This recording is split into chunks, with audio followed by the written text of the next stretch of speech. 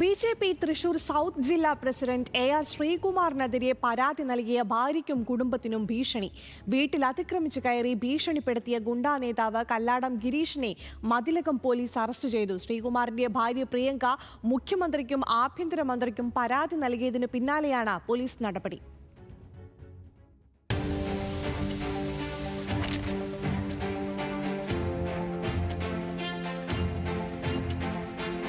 ഈ മാസം 9-നാണ് BJP. Thrissur south ജില്ലാ പ്രസിഡന്റ് എ.ആർ. ശ്രീകുമാറിനെതിരെ ഭാര്യ പ്രിയങ്ക മതിലകം പോലീസിൽ പരാതി നൽകുന്നത്. പരാതിയിൽ നിയമ നടപടി തുടരുന്നതിനിടെ കഴിഞ്ഞ ദിവസം ശ്രീകുമാറിന്റെ സുഹൃത്തും ഗുണ്ടാ നേതാവുമായ കല്യാടം ഗിരീഷ് വീട്ടിലെത്തി പ്രിയങ്കയെ ഭീഷണിപ്പെടുത്തി. ഗിരീഷിന് പിന്നാലെ താൻ വീട്ടിലില്ലാതിരുന്ന സമയത്ത് അജ്ഞാതരായ രണ്ടുപേരെത്തി അമ്മയെ ഭീഷണിപ്പെടുത്തിയെന്നും പ്രിയങ്ക പറയുന്നു. കല്യാടം ഗിരീഷ് എന്ന് പറയുന്ന ഒരു ഗുണ്ട വന്ന് നമ്മളുടെ വീട്ടിൽ വന്നിട്ട് ഇത് കള്ളപ്പരാതിയാണെന്ന് നിങ്ങൾ സംസാരത്തിൽ തന്നെ മനസ്സിലായി. നിങ്ങൾ എന്തുകൊണ്ടാണ് ഇങ്ങനെ പരാതിപ്പെടുന്നത്, കേസ് പിൻവലിക്കണം, ഇത് ശരിയല്ല, അങ്ങനെയൊക്കെ പറഞ്ഞ് എന്നെ ഭീഷണിപ്പെടുത്തേണ്ടായി.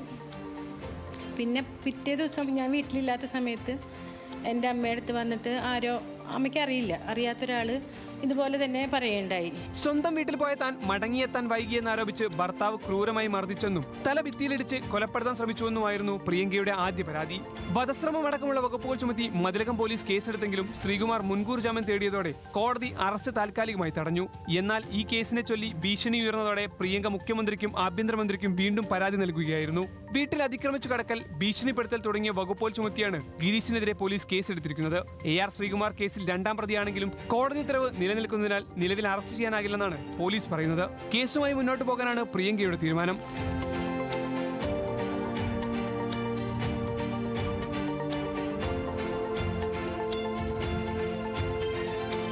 Living K Vijayan, news Malayalam, Thrissur.